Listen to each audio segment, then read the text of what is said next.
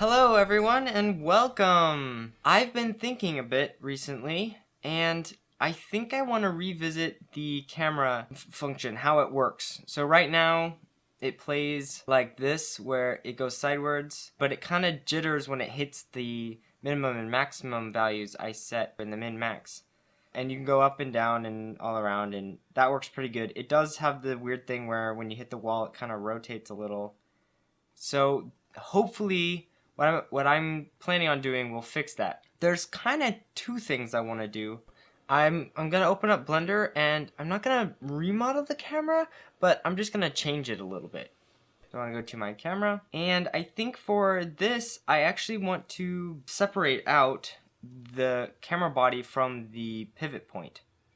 Yep, here we go. Separate selection. I did that by hitting P with it selected.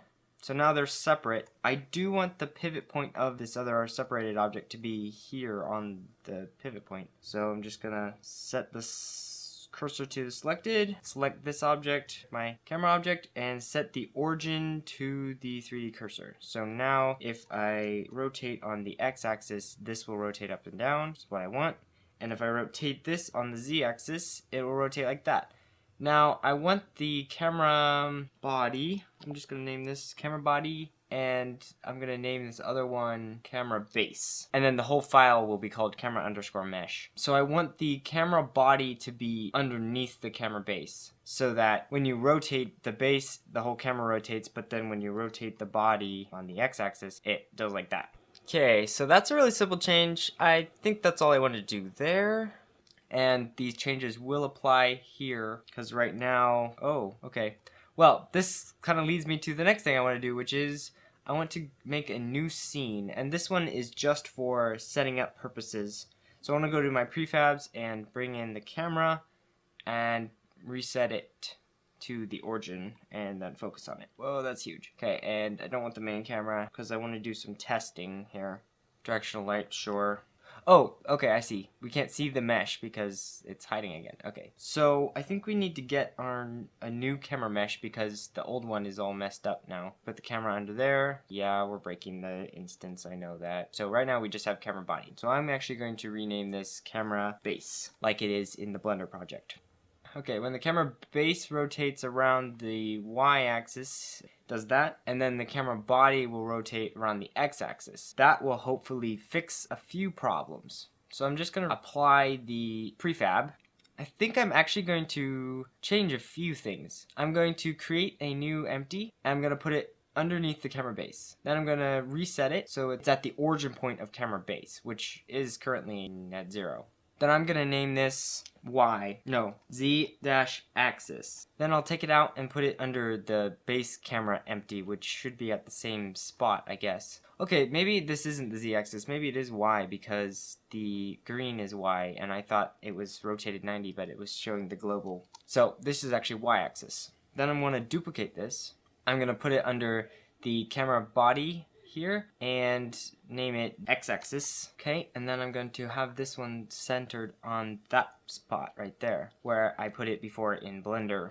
Then I want to actually put that under camera base. These are scripting objects. So now I want to assign the pieces of mesh to these. So these are going to become our pivot points. So I want the camera base mesh to be assigned to the y-axis, so underneath that one. Continue breaking the prefab. And then I want the camera body to be under the x-axis, which is under the y-axis, so nothing is actually parented to the mesh. And you see there it has that -90, so I'm just going to fix that and then put the camera under there. And then the camera can be under the x-axis instead of the camera body, and it shouldn't have any rotation, even though it does need that 180 and a little bit of forward movement here. There we go. So now my x and y axes should be controlling the same things that the other one was. So y, this is the y-axis, and this one is the x-axis. Yeah, that's working just like I wanted it to. So put everything back to 0, select the camera base, and then I'm going to apply that as a prefab. Now I think I want to take the camera bases. Oh wait, no, I reset it. Okay, so I deleted the object that had the script on it. So now I want to find the script that we wrote, which was camera control, and I want to put it on the camera this time. So let's open that up and see if we can fix it. Okay, so I think I want to go about calculating this a little bit differently. So to try to add limits before it actually rotates. So you see how it's calculating if it's inside the range using this less than sign, and then it's actually rotating the object. I want it to check if this rotation that's about to do is too far to go so that it'll go outside the min-max. I didn't actually come up with this. It was my older brother and a friend that really helped with all the math stuff. How they figured it out is we actually need to make 2 more private variables. Floats, in fact. I'm going to name one yrot, and I'm just going to set it to 0. And then I'm going to make another one called xrot. And we don't need that. Okay, we want to use this, but not right here. So I'm going to cut it and paste it outside of the if statement, and then fix up the transform.rotate, because that does need to be inside there. So now I'm going to use these as a calculation of the next vector. And I'm going to need 2 of them, 1 for each axis. So I'm just deleting all this to make it cleaner. Let's get to the actual calculation. If the next rotation plus the next vector is less than the maximum, then we'll rotate on the axis by the next vector. I threw in the mathf.abs to make sure that there's no negative values to mess with the system. To end the if statement, we then add the vector to the current rotation so that it knows what to check against next time. Then we just duplicate it over for the x. And hopefully this makes sense. So just make sure there's no axes or world spaces to mess with the vectors. There is a link in the description to the code in every episode where I change the code for those who want to follow along or stare at it longer to figure it out. And I think we're good. No substantial errors, just some warnings, which are always there. Let's test it out. So I'm just gonna drag and drop my room mesh in here and place the room where I want the camera to be. That doesn't make sense. Anyway, that's doing some weird orientational stuff. I thought I fixed that. Let's figure out these axes. Oh, I'm not even using them. Okay. So, I'm going to make 2 extra variables, 1 for each axis, so a transform variable. Then instead of transform rotate down here, I'm going to replace transform with each of the axes in their respective positions. And by making the variables public, I can assign my axes objects in the inspector, which I will do right now. Okay, let's test it out. Yeah, I don't see any weird rotation happening. Okay, let's move it over here so we can test out the limit system, which is the original reason why I rewrote the script. Left, yep, right, up, down, whatever you want. Cool, seems to be working. Okay, let's make this a prefab and just delete all this so we can go back to our original scene. Now, I did get a new version of Unity, which is partly the reason why everything looks different, and my light map got a little messed up, so I'll fix that later. Right now it seems to be my camera's off center, and I think that's because my y-axis object is not at 0. So just save that to prefab, and we can get on our way.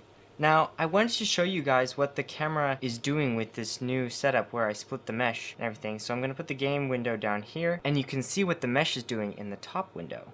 Isn't that awesome? It rotates so naturally and looks so good. The reason I want to show this to you guys is because I actually want to be able to see the camera meshes in the corners, and I'll get to that a bit later, but let's just make sure and check all of our cameras to make sure. Whoa, what's going on with this one? Something was really wrong with that one. It could be the axis objects. Let's test that out. This one's good. Okay. But this one, no, it's still all crazy. I mean, it's not as crazy as it used to be with the old system, but something isn't right.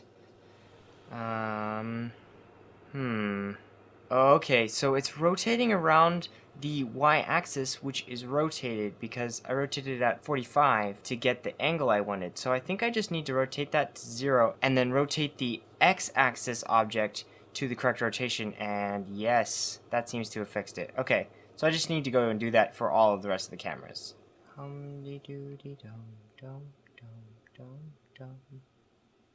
la la la la la la la la la da da da da. Yeah, okay. They all look pretty good, except this camera, but I'm gonna start the light map here, and then I'll fix this camera. So what I think this camera really needs is a split minimum and maximum for the X and Y. And for some reason, I thought that would be faster with an array instead of just two public float variables called X and Y. So I spent a little while messing around with arrays and not getting them to work. And I eventually just settled on an array and set it in the inspector.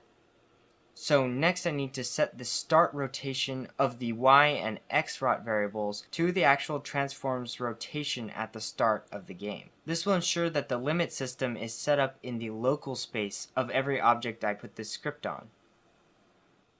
And testing it out, you can see that it works. Now my limits are applied locally instead of globally, which I was having a problem with. Now, there's still a few cameras that need tweaks, but I can do that in the inspector with my min-max array. Just putting little tweaks on everything to polish it up. And if you didn't notice, my light map is done. Now just reduplicating the camera and assigning the monitor texture to it, because when I made the new prefab, it kind of reset everything. And looking down at the screen, you can see it there. It's pretty cool.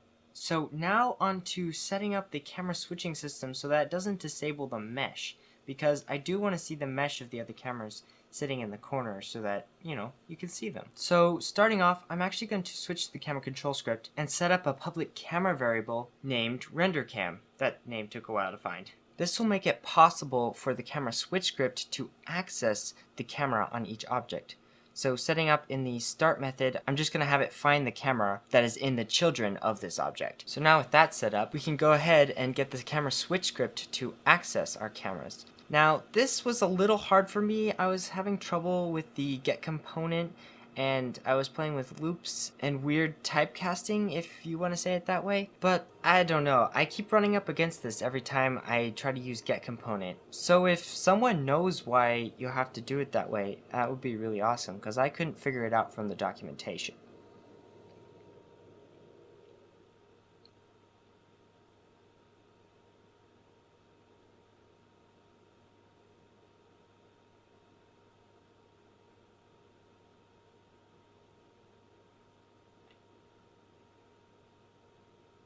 Okay, so I think I've got it figured out, but can't figure out how to not do it 2 or 3 times for each thing I want to access. Let's test it out. Look at that. There it is. And if I switch to every camera, yep, you can see all the other camera meshes even though the cameras are deactivated. There you go. So, I don't really know where to go from here. This is kind of as far as I imagined getting camera switching systems and looking around with limits and stuff. I know that's not very game-like, but yeah, this is probably the last episode. Unless you guys have some ideas, I'd be really happy to hear them and consider them. But for now, this is the last episode of the series. I'll try and get some other stuff out that I've been working on for a little while, but it'll be a little bit different.